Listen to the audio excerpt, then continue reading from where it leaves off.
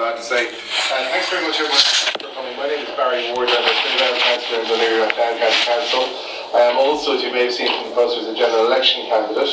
I apologise for those posters. The posters were supposed to look like the leaflet that you see around there. It was supposed to be more about the projects than it was about me. So the posters, we didn't have time to reprint them because of Storm Lorenzo. So apologies for the posters might be that the information wasn't as visible as it was. But the purpose of this evening really is to talk about the project that is the S2S, or the Sutton to Sandy Cove Promenade and Cycleway around Dublin Bay. Can I first of all just acknowledge the presence of some people here. My councillor colleague Lorraine Hall, Dún Laoghaire councillor from Fine Gael, Oisin Smith is here as well from the Green Party. Patricia Stewart, who is not just a former councillor in Dún Laoghaire Town, but one of the great supporters of this project. And I know Councillor Dermot Lacey is here from Dublin City Council as well. Also my colleague Minister Mary Mitchell-O'Connor is here. I'm very grateful for her for coming along as well. We're going to hear shortly from Michael Collins. Was Michael going first? Yeah, from Michael Collins, who's an architect and a long-standing proponent of the S2S, and somebody who's been involved in design stages and involved in this project for a very, very long time and knows more about it than anyone else.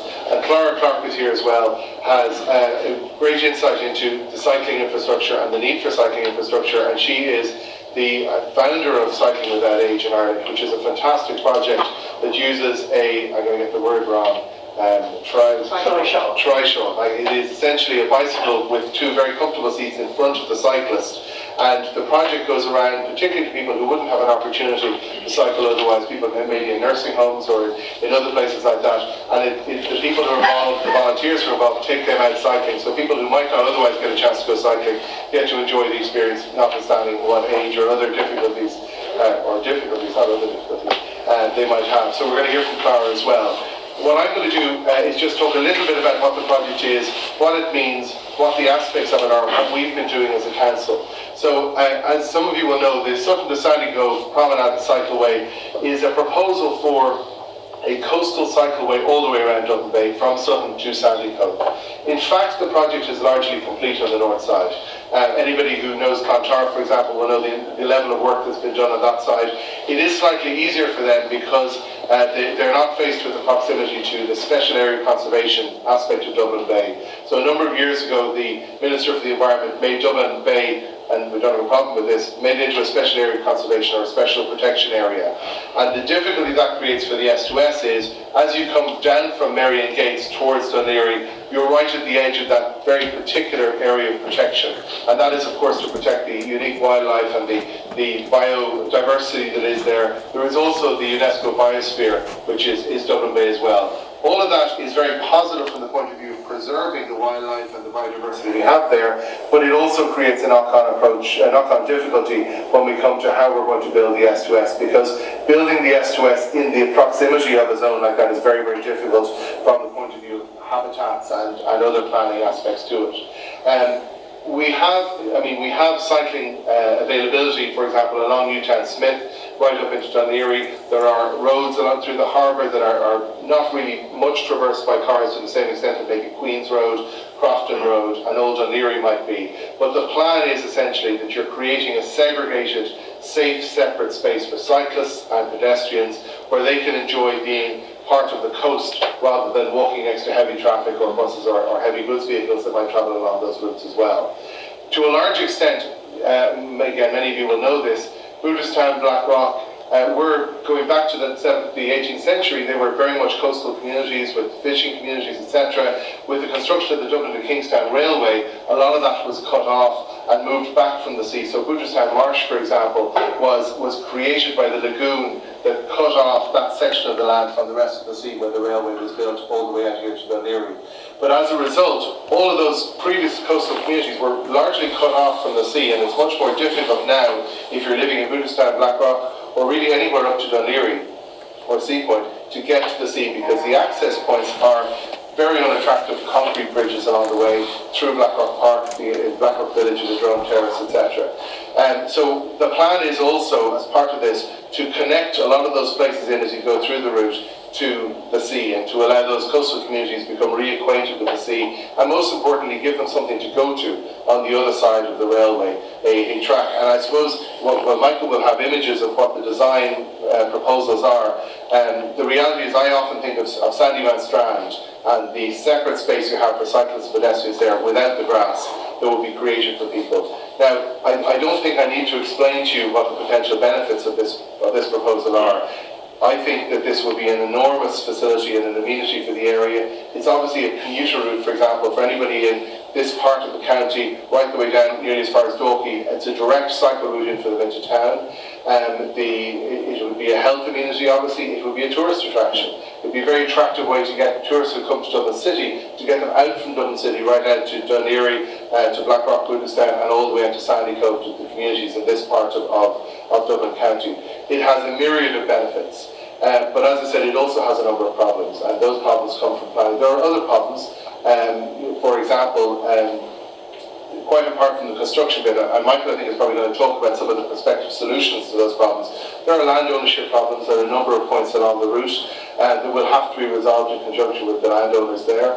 And there are other aspects of it that are going to have to be resolved.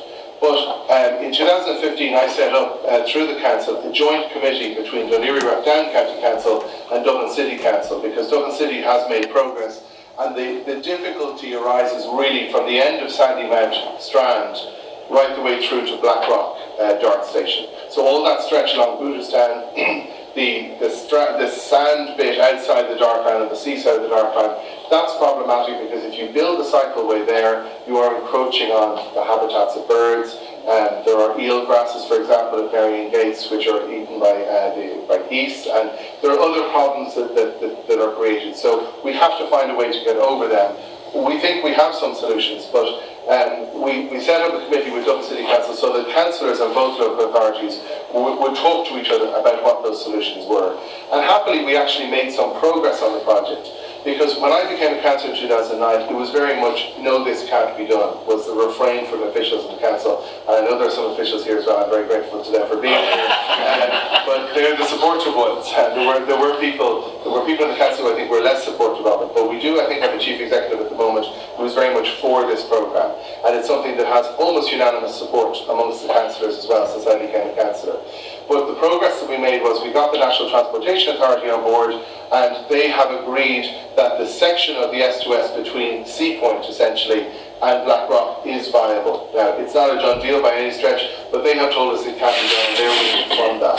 So the section essentially between Brighton Vale, and undoubtedly there will be people in Brighton Vale, for example, who won't want to see increased traffic passing their houses at the seafront there, and there are householders who may be disturbed by that, but again, these are all aspects that can be overcome. But the idea then is you'd have a connected cycleway all the way from the back of the West Pier through to Blackrock Village. And in Blackrock Village then you would have a ramp that would come up over the Dart Line, connect really to the end of the Drone Terrace, and people cycling into town then can go down through Blackrock Park. And the NTA proposes that they would join Rock Road at Booterstown Dart Station. Now, that is the current proposal as it stands. I have a difficulty with that because it certainly ceases to be a coastal cycleway at Blackrock in those circumstances. You then have cyclists battling with buses and all that traffic that we talked about once they get onto Rock Road at Booterstown, but that's the proposal as it currently stands. The hope is that as we see the section built, and we're probably talking about a 4 to 5 year timeline for that, all going well, if we see the section between Seapoint and Blackrock, that it'll be the thin end of the wedge. And it'll show everybody just how incredible an amenity this is and how we can use it as a facility for everybody who lives in this area, but also for tourists who come out to this area. And there are very picturesque areas there, some of you will know, that are currently inaccessible to people. And I know that there is a controversy associated with making them accessible to people, and I understand people who might live adjacent to them who might have misgivings, and that is understandable. But the idea is that that will be the thin wedge, and we will then be able to find a solution to build the S2S on the coastal side of the Dart Line between Blackrock and town, essentially, Marion Gates and on into town.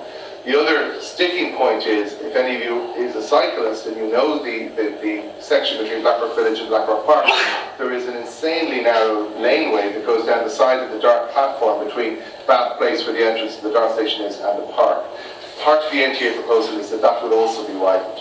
That involves buying part of the garden of the Deepwell House, which you know on Rock Hill. There is a very beautiful Victorian garden, formal garden there, which unfortunately is going to have to be disturbed to widen that lane. But the idea then is that you will have space for pedestrians and two-way cycle traffic to go through that lane to access from Blackrock Park to Blackrock Village and vice versa, which is a route that's used at the moment but with great difficulty. Certainly even if you meet somebody with a buggy, it can be difficult to pass that person, never mind a cyclist with a cyclist or a cyclist with a buggy. So we set up that committee, and as I say, we have made some progress. There's lots of progress still to be made, and I'm hoping Michael in a minute will tell you about some of the possible solutions that we've discussed about how we're going to do that. But at this stage, the S2S is on the plans, as it were. It's part of the County Development Plan, it's part of the NTA's plan. It's not exactly as it was originally envisaged, and if it's constructed the way it is now, I feel we lose out by losing that coastal aspect of it between Blackrock and Merrion Gates, and I'm hoping in the future we'll be able to overcome that. But as I said, I'm very grateful to Michael and Clara for making time to be with us this evening and to share their insights into it. And I'll invite Michael, if it's okay, to speak to you now. So, Michael Collins.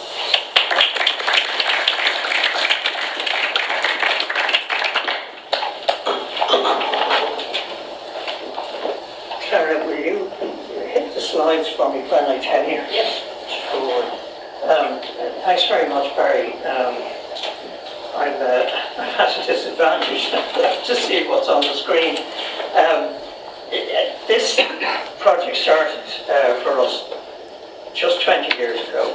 In 1999, Dún Laoghaire Town saw submissions for what should be done with the coast in Dún Laoghaire. And I put in a submission which suggested that we join up all the bits and pieces and walkway along to make a walkway on the seafront. And that was adopted at the time, and it was incorporated into the coastal plan. And as news of it spread, I was invited in about 2001 by the Dublin Docks Authority to extend it on. We agreed to extend it on to the docks, and then they would extend it out to Bings End and so on. So they gave us financial assistance, a modest amount of money, £1,000, in order to print brochures. But it got expanded in that way. Then it was picked up by Dublin City Council and Fingal, and eventually it got its way. By 2004, it was in every development plan. Dublin City, Dún Laoghaire, Fingal, Dublin Docklands Authority, and the NTA's plan for Dublin. And it had been enlarged to be both a walkway and a cycleway, 22 kilometres